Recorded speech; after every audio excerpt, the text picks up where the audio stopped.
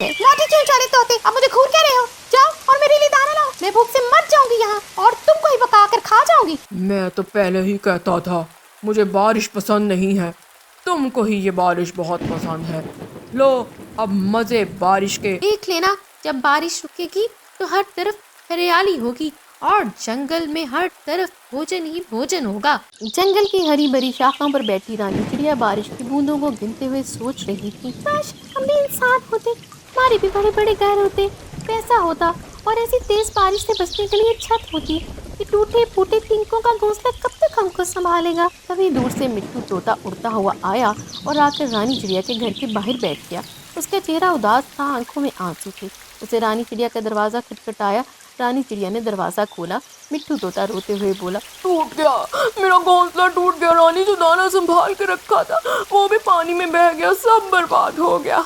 रानी चिड़िया दिलासा देते हुए बोली, तोते भैया मैं भी यही सोच रही थी, कल से बारिश रुक ही नहीं रही, ये तिनकों का घोंसला कब तक सहेगा।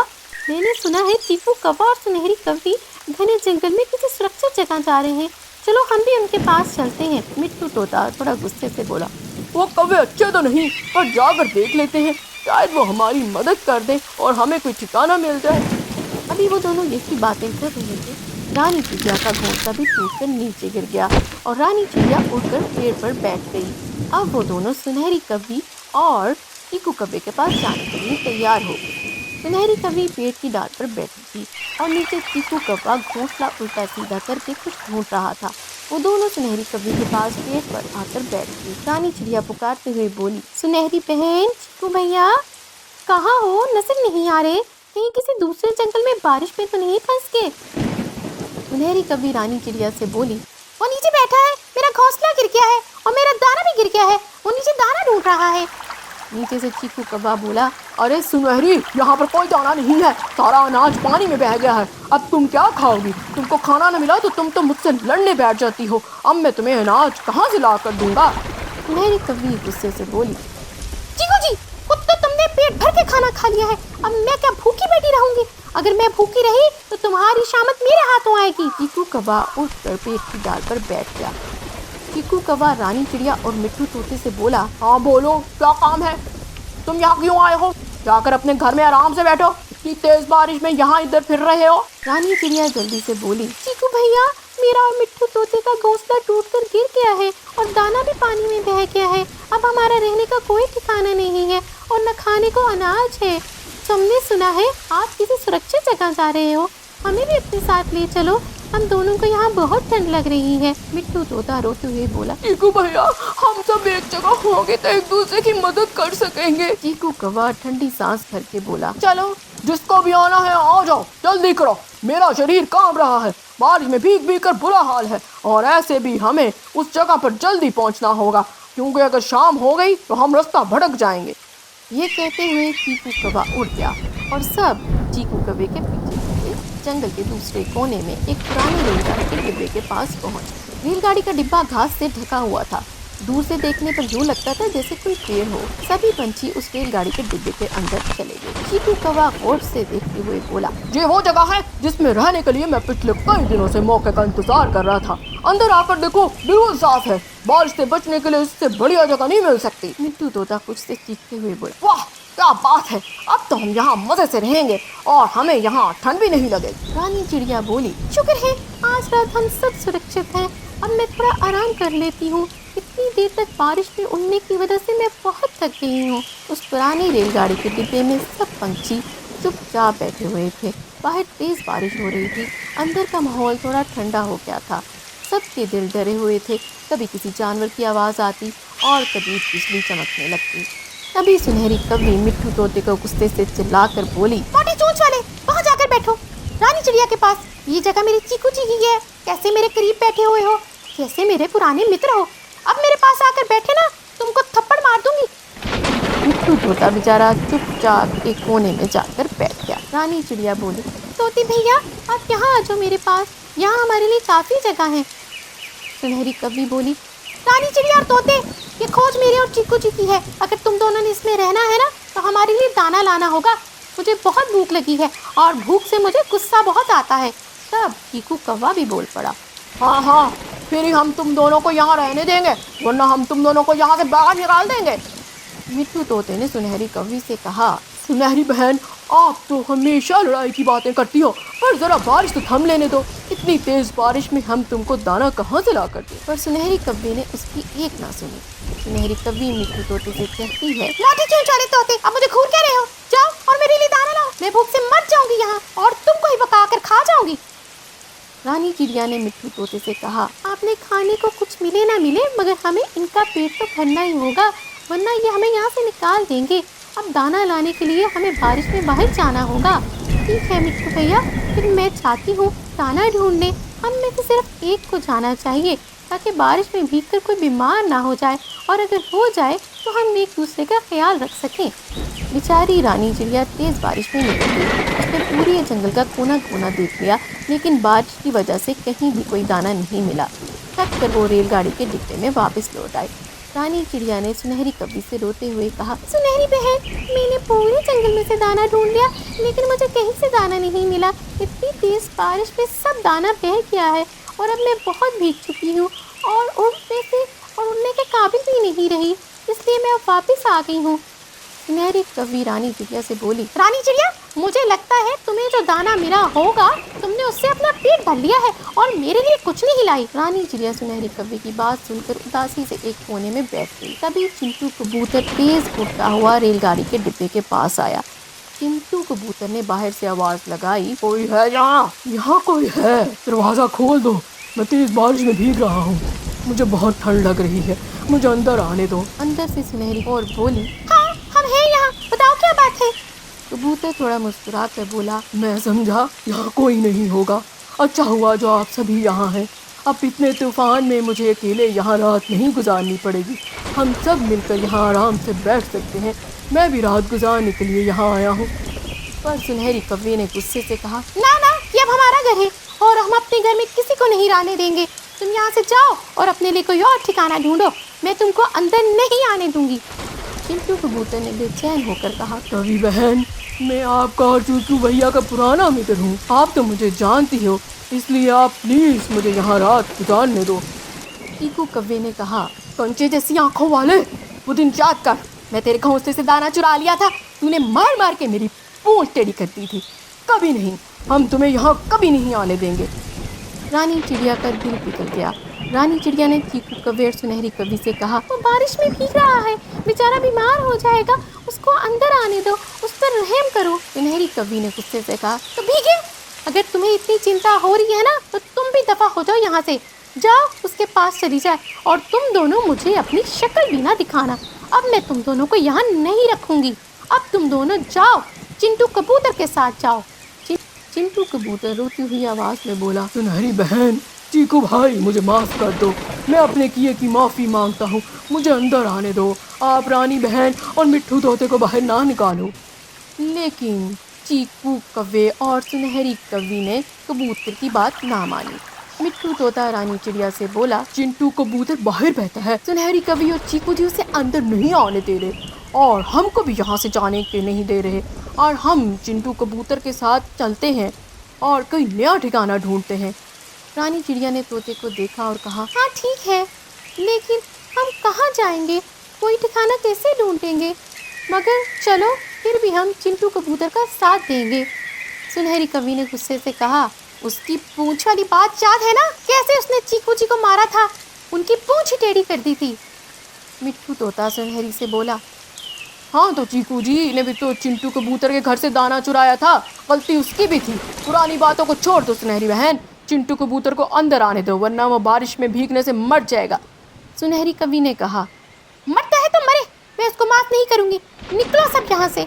तोता गुस्से से बोला, ठीक है, हम यहाँ से चले जाते हैं, हम अपना कोई और ठिकाना ढूंढ लेंगे, हमें भी तुम्हारी कोई ज़रूरत नहीं, ऊपर वाला हमें भी कोई सुरक्षित जगह दे देगा। रानी चिड़िया मिट्टू तोते लेकर वहाँ से बाहर निकल आई। बाहर बारिश बहुत तेज थी, हवा भी चल रही थी।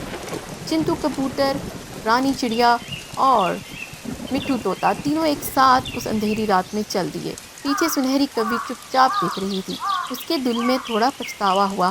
सुनहरी कौवी ने चीकू कौवे से कहा, ये रानी चिड़िया तो सच में यहाँ से चली गई। रानी चिड़िया ने अपने दोस्तों के लिए कुछ भी कर सकती है, क्या था अगर तुम उस कबूतर को एक कोने में बैठ लेने देते। पर चीकू कौवा गुस्से से बोला, मैं चिंकू कबूतर के साथ जो भी कुछ किया है ना, ठीक किया है, मुझे उसका कोई पछतावा नहीं। उधर रानी चिड़िया, मिट्टू तोता और चिंटू कबूतर नदी के उस पार चले गए। वहाँ पर इनको एक बड़े पेड़ों के बीचों बीच चमकता हुआ कुछ दिखाई दिया। रानी चिड़िया ने मिट्टू और चिंटू से कहा, वहाँ नीचे कुछ है, हमें वहाँ जाकर देखना होगा। शायद हमें रहने को वहाँ पर कोई ठिकाना मिल जाए या शायद खाना भी मिल जाए। वो तीनों पास गए। वो एक गिरा हुआ जहाज था। तोते ने हैरान होकर कहा, वाह, ये तो बहुत प्यारी चीज है, ट्रेन के उस डब्बे से भी बड़ी। अब हम तीनों यहाँ मिलकर रहेंगे। वाह वाह, हमारे तो मजे हो गए। रानी चिड़िया दोनों से बोली, चलो हम अंदर जाकर देखते हैं कि ये अंदर से कैसा है। वो तीनों अंदर गए। अंदर सब कुछ सूखा था। वहाँ छत भी थी और भोजन के पैकेट भी पड़े हुए थे। चिंटू कबूतर खुशी से बोला, ऊपर वाले ने हमारी सुन ली।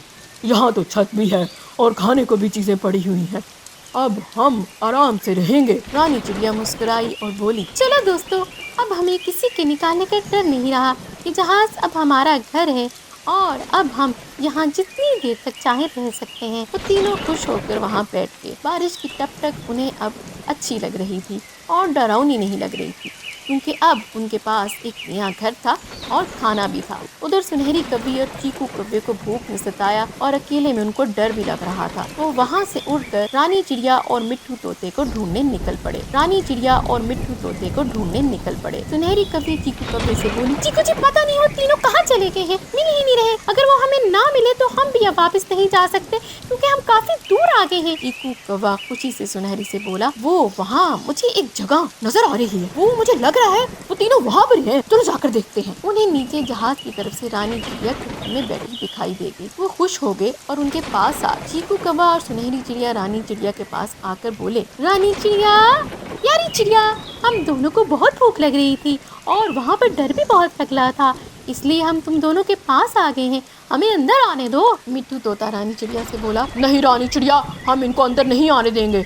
इन्होंने हमें इतनी तेज बारिश में रेलगाड़ी के डिब्बे से निकाल दिया था। रानी चिड़िया बोली, कोई बात नहीं मिट्टू तोते, हम इनको अंदर आने देते हैं और माफ कर देते हैं। हमारे पास इतनी जगह है और इतना कुछ खाने को भी है, तो हम सब मिलकर यहाँ रहते हैं। और रानी चिड़िया ने उनको अंदर आने दिया। चीकू कौवे और सुनहरी कव्वी ने उन सब से अपने किए की माफी मांगी और सब मिलजुल कर वहाँ खुशी से रहने लग गए। मैं तो पहले ही कहता था मुझे बारिश पसंद नहीं है, तुमको ही ये बारिश बहुत पसंद है। लो अब मजे बारिश के और भूख से तड़पो। मम्मी, ये बारिश तो कई दिनों से हो रही है और आप बारिश की वजह से अनाज लेने नहीं जा सकी। कई दिनों से हमारे पेट में भोजन का एक दाना भी नहीं गया। मुझे बहुत भूख लगी है। मम्मी, आप मुझे खाना ला कर दो। गुड़िया बेटी, सारा जंगल पानी से भर गया है, सारा अनाज तो पानी में बह गया है। मैं तुम्हें कहाँ से अनाज ला कर दूँ? देख लेना, जब बारिश रुकेगी तो हर तरफ हरियाली होगी और जंगल में हर तरफ भोजन ही भोजन होगा। इतने में चिंटू कबूतर के दरवाजे पर दस्तक होती है और चिंटू कबूतर और उसकी पत्नी बाहर आते हैं। देखो चिंटू कबूतर, मैं अपने लिए ताजा ताजा मैंगो लेकर आया हूँ। मैं मैंगो खाने लगा हूँ। तुम चाहो तो तुम और तुम्हारी पत्नी इसके छिलके खाकर अपना पेट भर सकते हो। चीकू कौवे, तुम्हारे घर में भोजन का ढेर लगा है, क्योंकि वो दूसरों के घोंसलों से चोरी करके तुमने खुद के लिए जमा किया है। तेरा जूठा खाने से तो बेहतर है हम भूखे ही रहें। चलो यहाँ से, दफा हो जाओ, दोबारा अपनी शक्ल ना दिखाना, निकलो यहाँ से। वारे मेरी किस्मत, मेरे पास तो घर में भी बहुत भोजन है। सब पंछी भूख से तड़प रहे हैं और मैं मजे से भोजन खा रहा हूँ। चीकू कौवे, तुम्हें कल भी कहा था कि ये अनाज लेकर मेरी खिड़की में ना बैठा करो। मेरी छोटी सी बेटी खाने को तरस रही है, तुम्हें देखकर उसे और भूख लग जाती है। तुम हमें जानबूझकर तंग करते हो। मम्मी मम्मी, मुझे बहुत भूख लगी है। आप चीकू अंकल से मुझे कुछ खाने को लेकर दें। आप उनसे बोले तो शायद वो हमें कुछ खाने को दे दे। गुड़िया बेटी, इस चीकू कौवे ने रोज की तरह आज भी बस हमें तंग करना होता है। कल भी इससे खाने को मांगा था, इसने कौन सा हमें खाने को दे दिया था जो आज ही हमें खाने को देगा? चीकू कौवा हंसते हुए उड़ गया। चीकू कौवा मैंगो लेकर उड़कर अपने घर आ जाता है। वारे किस्मत, मेरे पास घर भी है, भोजन भी है, सब भूख से तड़प रहे हैं और मैं मजे कर रहा हूँ। रात हुई तो बारिश और तेज हो गई। मिट्ठू तोते और उसकी पत्नी का घोंसला पूरी तरह टूट। अरे मिट्ठू, मुझे निकालो, मैं घर के नीचे फंस गई हूँ, मैं ये दरवाजे के नीचे फंस गई हूँ, उठाओ और मुझे इसके नीचे से निकालो। अच्छा अच्छा, मैं तुम्हें निकालता हूँ, रुको जरा, मैं आ रहा हूँ। अब हम कहाँ जाएंगे, हमारा तो घर भी टूट गया है। चलो चिड़िया के पास चलते हैं, उसका घर नया बना है, ज़्यादा मजबूत है। मिट्ठू तोता और उसकी पत्नी रानी चिड़िया के घर आ। चिड़िया बहन, हमारा घर टूट गया है, क्या हम कुछ दिन तुम्हारे घर में रह सकते हैं? तुम्हारा घर नया और मजबूत है। अरे भाभी, आप जब तक चाहो यहीं रहो, हमारे घर खाने को कुछ नहीं है, सिर्फ रहने की जगह है जो आपको मिल सकती है। बात टुनटुन मौसी भी भीगी हुई आई। दरवाजा खोलो, मेरा घोंसला तो हवा उड़ा कर ले गई है, मैं बिल्कुल बेघर हो गई हूँ। अरे आ जाए टुनटुन मौसी, आप भी यहीं रहो, ये आपका अपना ही घर है। मेरा घर छोटा ही सही, लेकिन हम 3 परिवार यहाँ रह सकते हैं, लेकिन एक भी दाना खाने को नहीं है, हम सब भूखे हैं। कल मैंने चीकू कौवे को भुट्टा खाते देखा, मैंने मांगा तो वो ठींगा दिखाकर भाग गया। मिट्ठू तोते, हम सब कई दिनों से भूखे हैं, आप और मैं कल सुबह जंगल में अनाज लेने जाएंगे, शायद हमें कुछ खाने को मिल जाए। सब पंछी भूखे हैं, किसी को नींद नहीं आ रही। और फिर अगली सुबह रानी चिड़िया और मिट्टू तोता दाना लेने के लिए जंगल में चले जाते। हमने सारे जंगल में अनाज ढूंढ लिया है, लेकिन हमें कहीं अनाज नहीं मिला, हर तरफ पानी ही पानी है। हाँ रानी चिड़िया, हमने पूरा जंगल फिर लिया है, अब हम घर चलते हैं, हम बहुत थक गए हैं। हम घर चलते हैं, लेकिन पहले मैं नदी से पानी पी लूं, बहुत प्यास लगी है। देखो मिट्टू तोते, नदी में बहकर किसी का घोंसला आ रहा है और उसमें एक अंडा भी है। हाँ रानी चिड़िया, बारिश की वजह से कई घोंसले टूटकर गिर गए हैं। ये भी किसी का बच्चा होगा, उस माँ को कितना दुख हुआ होगा कि उसका बच्चा पानी में बह गया है। मैं इस अंडे को घर लेकर जाऊंगी और इस बच्चे की परवरिश खुद करूंगी। रानी चिड़िया और मिट्टू तोता अंडे को लेकर अपने घर वापस आ गए। टुनटुन मौसी, जंगल में तो हर तरफ पानी ही पानी था, कहीं भी कोई अनाज का दाना नहीं मिला। गुड़िया बेटी, ये अंडा मुझे पानी में से मिला है, मैं इसको अपने घोंसले में रख रही हूँ, आप इसका ख्याल रखना। जी मम्मी, मैं इसका ख्याल रखूंगी। सब पंछी बारिश को देखने के लिए घर से बाहर आ गए। वो देखो, सामने चीकू कौवे का घर टूटकर नीचे गिर गया है, चलो सब वहाँ चलते हैं।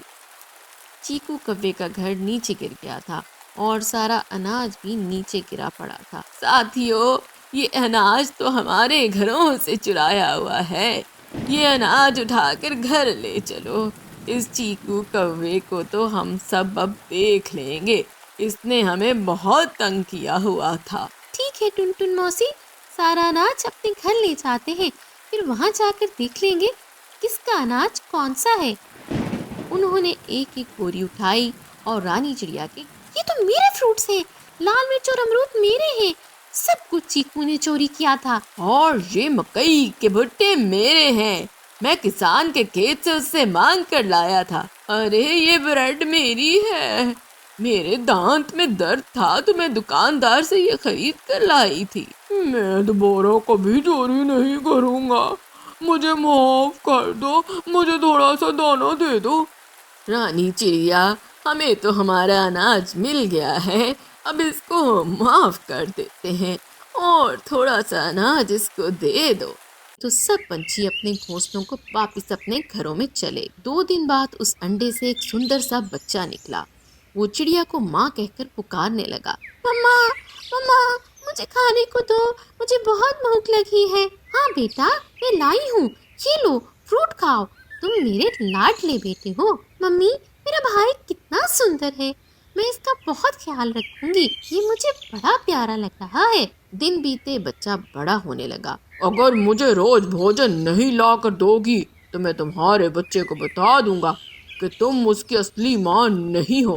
नहीं चीकू कौवे, तुम मेरे बेटे को कुछ ना बताना। मैं रोज तुम्हारे लिए भोजन लेकर आया करूंगी। रानी चिड़िया चीकू कौवे के लिए रोजाना भोजन लेकर जाती। चीकू कौवे, मैं कब तक तेरे लिए अनाज लाया करूंगी? अब मेरे से इतना अनाज नहीं लाया जाता। रानी चिड़िया, तुम अगर अपने बेटे के साथ रहना चाहती हो तो तुम्हें मुझे रोज भोजन लाकर देना ही पड़ेगा। लेकिन उसी वक्त ये सब बातें बच्चे ने सुन ली। चीकू अंकल, मैंने सब सुन लिया है। आप दाना खुद ही लेने जाया करें। मेरी मम्मी अब आपको दाना नहीं ला कर देंगी। मामा, मुझे सब सच पता चल गया, पर मैं आपको ही अपनी माँ मानता हूँ। आपने मुझे पाला है, मुझे इतना प्यार दिया है, मैं हमेशा आपके साथ ही रहूँगा।